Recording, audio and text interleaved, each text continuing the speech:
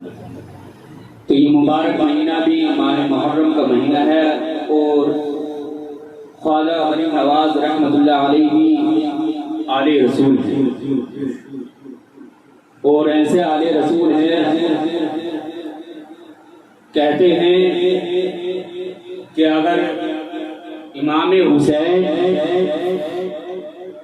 کرب و بلا کی دھرتی پر اگر پانی کو بلاتے تو کیا پانی نہیں آتا؟ آ جاتا۔ کیا امام حسین اگر ایڑی مار دیتے زمین میں تو کیا پانی کے چشمے جاری نہیں ہو جاتے؟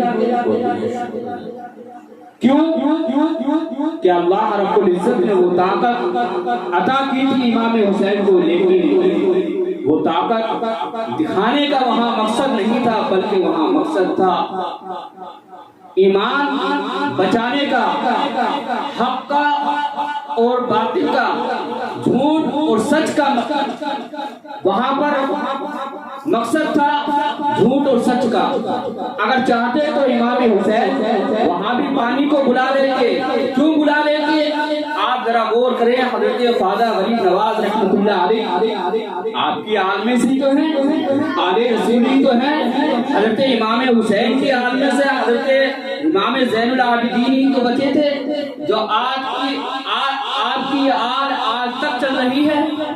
امام حسین کی آل حضرت امام زین العابدین سے ہی چل رہی ہے، اور امام زین العابدین تک آج کسی کا بھی سلسلہ اگر سید کا اگر دیکھا جائے تو وہ امام حسین کی آل حضرت امام زین العابدین سے جا رہی ہے، اور جب امام زین العابدین سے جا کر اگر اس کا سلسلہ ملے گا تو تبھی وہ آل رسول بھی ہوگی۔ تو حضرت خواجہ غریب نواز حضرت امام حسین چاہتے تو میدان کرب و بلا میں پانی کو بلا لیتے۔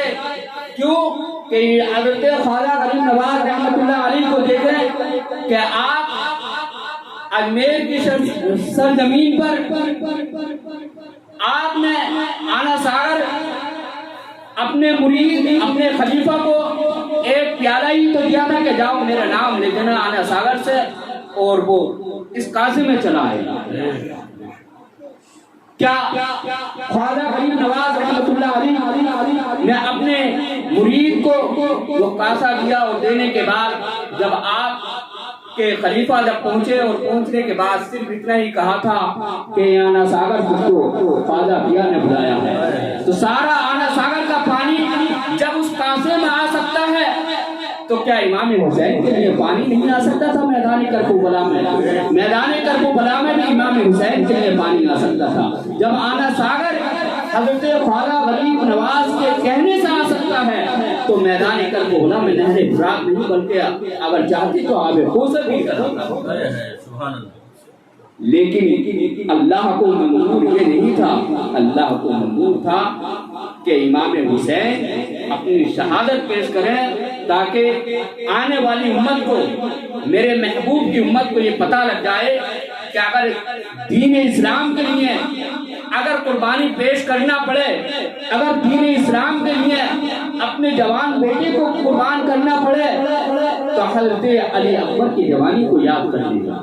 اگر دین اسلام کے لیے اگر جوان بھتیجے کی قربانی اگر دینا پڑے تو دے دینا حضرت امام قاسم کو یاد کر لے گا۔ اگر دین اسلام کے لیے 6 ماہ کے بیٹے کو قربان کرنا پڑے تو کر دینا، اور میرے علی اصغر کو یاد کر لینا۔ میدان کرب و بلا میں حضرت امام حسین کے علی اصغر 6 ماہ کے شہید کیے گئے۔ حضرت امام حسین نے میدان کرب و بلا میں یہ کر کے دکھایا کہ اگر اسلام کو بچانا پڑے تو یہ نہ دیکھنا کہ میرا گھر بار ڈوب رہا ہے، بلکہ اسلام کی خاطر تمام اہل و عیال اپنے عزیز و وقاری کو قربان کرنے کے بعد اسلام کو بچا لینا۔ اور خواجہ غریب نواز رحمۃ اللہ علیہ آپ نے بھی ہندوستان کی سرزمین پر جب قدم رکھا اور قدم رکھنے کے بعد دیکھا تو کفر و شرک کا بول بالا تھا۔ حضرت خواجہ غریب نواز رحمۃ اللہ علیہ نے بھی ہندوستان کی سرزمین پر آنے کے بعد خواجہ غریب نواز نے کس طرح لوگوں کو اپنی طرف بلایا اور کس طرح لوگوں کو مسلمان کیا۔ آپ کی کرامات بے حد ہیں، جدھر دیکھیں خواجہ غریب نواز رحمۃ اللہ علیہ کی کرامات نظر آتی ہیں۔ حضرت خواجہ غریب نواز رحمۃ اللہ علیہ اجمیر کی سرزمین پر آنے کے بعد 90 لاکھ کافروں کو آپ نے مسلمان کیا، اور مسلمان کرنے کے بعد یہ بتا دیا کہ اگر کچھ بھی کرنا پڑے دین اسلام کے لیے، اسلام کو پھیلانے کے لیے، اگر ایک جان ہو، اگر سچ ہو اور سچ بولتے ہو، تو خواجہ غریب نواز رحمۃ اللہ علیہ نے یہ بتا دیا کہ جھوٹ کبھی مت بولنا، اور جھوٹ نہیں بولو گے اور سچ بولو گے تو ایک ہی آدمی لاکھوں پر بھاری ہوگا۔ کیوں پڑے گا؟ میدان کربلا میں حضرت امام حسین کی تلوار کو کوئی نہیں روک سکتا۔ حضرت امام حسین کی تلوار وہ تلوار تھی، اور امام حسین سے پہلے حضرت امام قاسم کو دیکھیں کہ آپ کی تلوار بھی کوئی نہیں روک سکتا تھا، لیکن حضرت امام حسین کو دیکھیں کہ آپ کی تلوار اگر رکی تو کس لیے رکی؟ کہ صرف اللہ کے نام سے۔ آج ہم اللہ کا نام ہمارے کانوں میں سنائی دیتا ہے، لیکن ہم اسی طرح بیٹھ کر کے سن لیتے ہیں۔ ہم کو یہ احساس نہیں ہوتا کہ چلو نماز کے لیے تیار ہو جائیں، نماز پڑھیں، بلکہ ہونا تو یہ چاہیے کہ جب اذان ہو گئی تو ہم نماز کے لیے چلیں۔ حضرت امام حسین نے جو تلوار کو روکا وہ کس لیے روکا؟